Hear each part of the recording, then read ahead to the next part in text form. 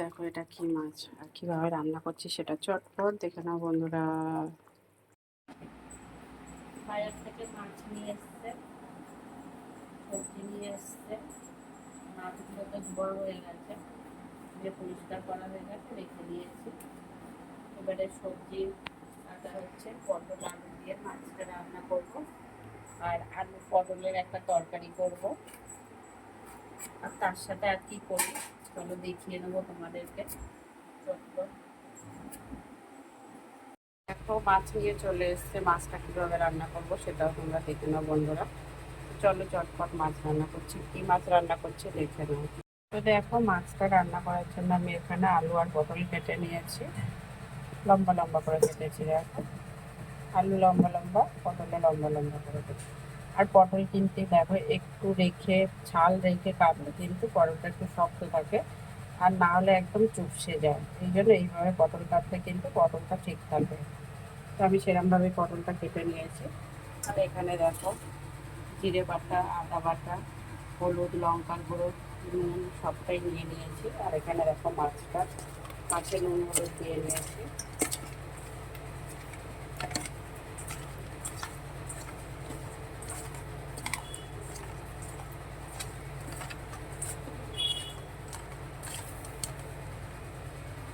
এদিকে দেখো কড়াই তেল দেওয়া হয়ে গেছে, মাছটা ছেড়ে দেবো।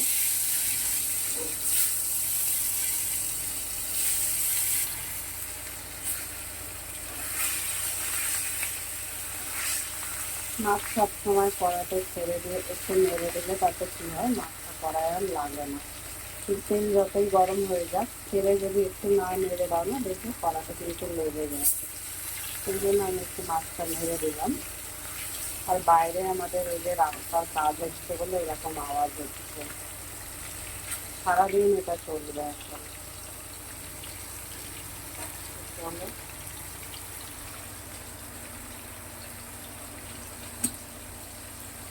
মাছটাকে একটু পিট করে খুব ভালো করে ভেজে নেবো। একটু কড়া ভাজবো, একদম হালকা ভাজবো না, একটু কড়া করে ভাজবো মাছটা। এদিকে দেখো মাছগুলো আমার ভাজা হয়ে গেছে, ওই মাছগুলো একে একে তুলে নেবো।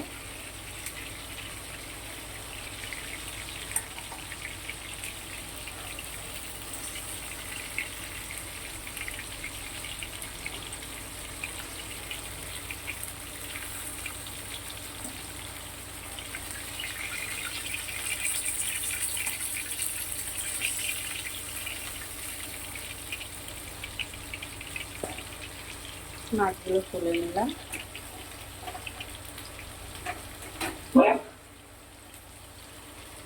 আমি কয়েকটা বড়ি ভেজে নেবো।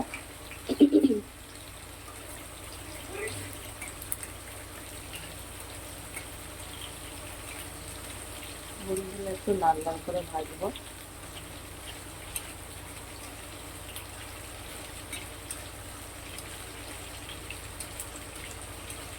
এখনকার বড়িতে কিন্তু সব ভেজাল। জানি না, দোকানদাররা বলে তো না না এটা ঠিকঠাক আসল বড়ি একদম ভালো, কিন্তু কোনোটাই ভালো হয় না এখনকার দিনে, কোনো বড়ি ঠিকঠাক হয় না। নিয়েটা চলে আসছে বলে তো ভালো, তাই বলি। দেখবো ধনে দেওয়া যায়, যেগুলো আসল বড়ি হয় না, তরকারিতে দেওয়ার পর পুরো ফুলে যায় বড়ি, নরম। তো চলো বড়িটাকে ভেজে তুলে নিয়েছি, এবারে একটু জিরে ফোড়ন দিচ্ছি, সাদা জিরে।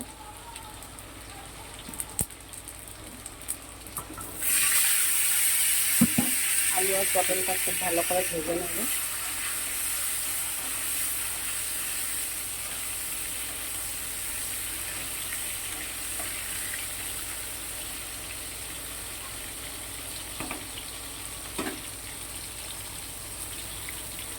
একটু লাল লাল করে ভাজা হবে।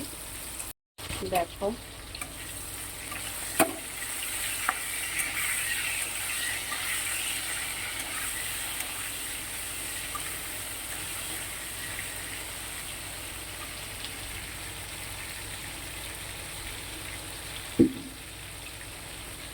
জিরে বাটা দিয়ে দিচ্ছি 2 চা চামচ।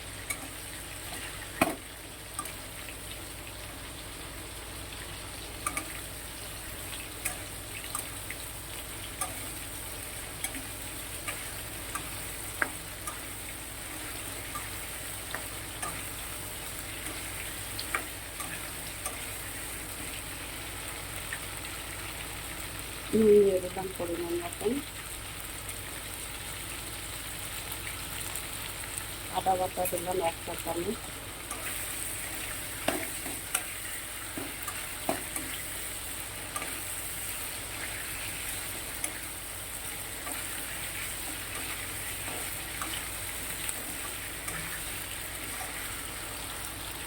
সামান্য একটু জল দিয়ে দিচ্ছি, মশলাটা ভাপাতে ভালো কষানো হবে।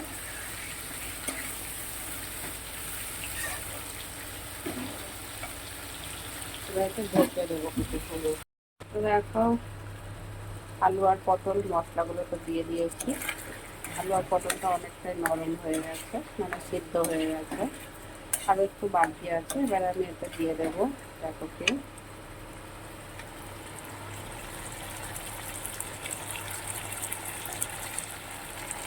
হলুদের গুঁড়ো,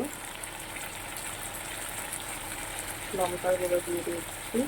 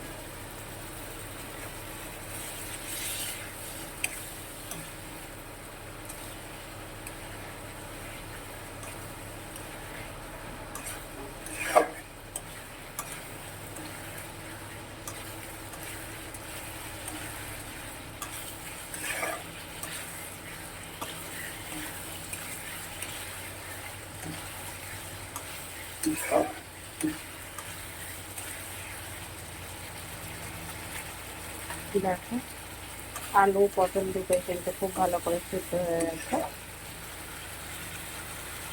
এবার আমি এতে আর একটু 2 থেকে 3 মিনিট কষিয়ে তারপরে জল দিয়ে দেবো পরিমাণ মতন, যতটা ঝোল খাবো ততটাই জল দেবো। মাছটা রান্না হয়ে গেছে, এবার নামিয়ে নেবো।